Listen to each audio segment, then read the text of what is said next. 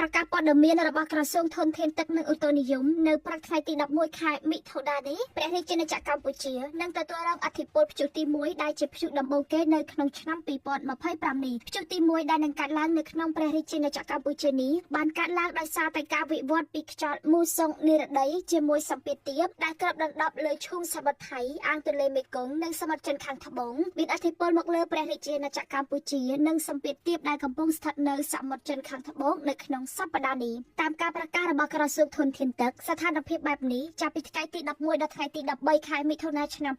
2025នឹងធ្វើឲ្យតំបន់វាលទំនាបមានសីតុណ្ហភាពមធ្យមអបបរមា24អង្សាសេនិងសីតុណ្ហភាពមធ្យមអតិបរមា36អង្សាសេខ្យល់បក់មកពីទិសនិរដីនិងទិសអាគ្នេយ៍មានល្បឿនមធ្យម5ម៉ែត្រក្នុង1វិនាទីខេត្តបន្ទាយមានជ័យបាត់ដំបងពោធិ៍សាត់កំពង់ឆ្នាំងសៀមរាបកំពង់ធំកំពង់ចាមត្បូងឃ្មុំព្រៃវែងកណ្ដាលតាកែវស្វាយរៀងនិងភ្នំពេញអាចមានភ្លៀងធ្លាក់ជាមួយផ្គររន្ទះនិងខ្យល់កន្ត្រាក់គ្របដណ្ដប់លើផ្ទៃដី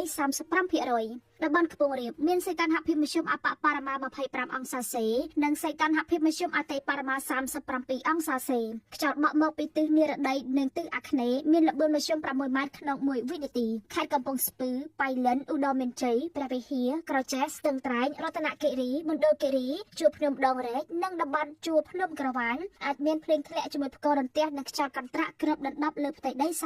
35%តំបន់មាត់សមុទ្រមានសីតុណ្ហភាពមធ្យមអបបរមា25អង្សាសេនិងសីតុណ្ហភាពមធ្យមអតិបរមា36អង្សាសេខ្យល់បក់មកពីទិសនិរដីនិងទិសបស្ចិមមានល្បឿនមធ្យម3ម៉ែត្រក្នុង1វិនាទីខេត្តកោះកុងប្រស័យហនុកំពតកែបនិងជួរភ្នំបូកគោអាចមានភ្លៀងធ្លាក់ជាមួយផ្គររន្ទះនិងខ្យល់កន្ត្រាក់គ្របដណ្ដប់លើផ្ទៃដី